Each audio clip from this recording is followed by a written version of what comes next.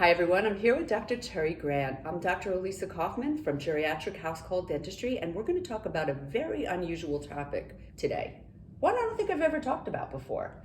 And that is, why do individuals, probably the caregivers or the family, why do you think they wait so long to call us when they see that the mouth is in disarray and the teeth are broken and the patients aren't complaining of pain, but why do they wait so long? One of the reasons is because of fear. Another reason is because they just don't know that there's a problem. The patient's not admitting anything, so there's no clinical, in their mind, there's no clinical symptoms.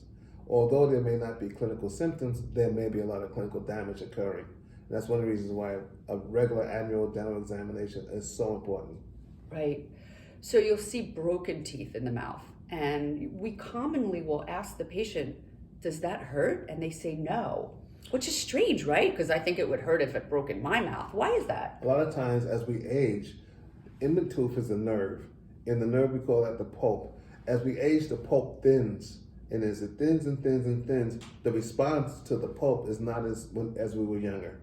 Then secondly, a lot of times you'll be surprised how many people will choose to eat on the opposite side where it doesn't hurt.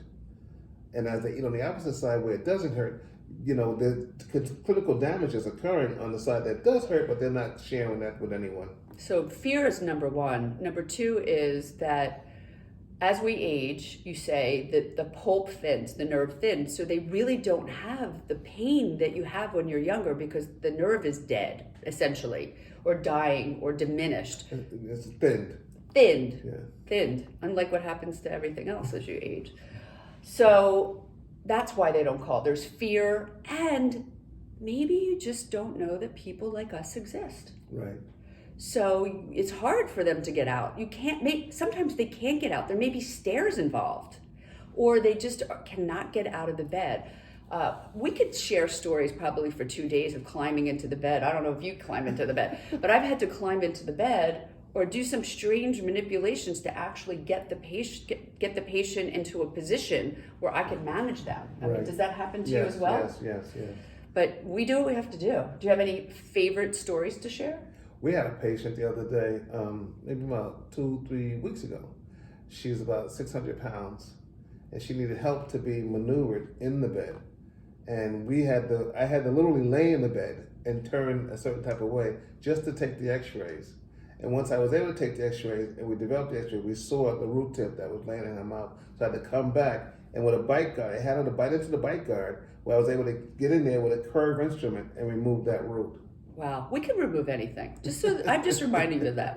Don't think that it can't be done in the house. You have very experienced dentists that are doing this. That particular root tip was infected. In most cases, you can assess and you don't have to rush into procedures. But in this case, she has a little abscess growing at that root tip. Wow, and a root tip is the part of the tooth that's in the bone. And if the top breaks off, it becomes a root tip in the root, and it's a little tip.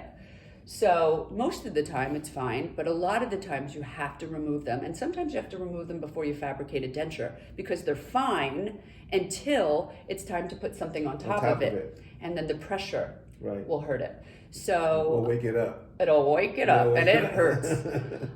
So a lot of times we have no pain with our patients, but we want you to know that if you see a difference in their eating from one day to the next and they stopped eating, chances are it could be a loose tooth, which is really painful. Ask your kids when they had their baby teeth, that's right? A good point. A loose tooth, it could be a tooth that's abscessed.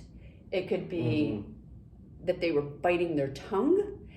It could be that they're biting their cheek because there's something sharp. So without you really getting in there to know, and we have tools, we have bite sticks that are foam blocks that we put into the mouth. Actually looks like this. To assist to keep the mouth open. And this is very soft, like a pillow. And we can get in there, and we can also tell you where to buy these if you say that the reason you're not brushing is because they bite.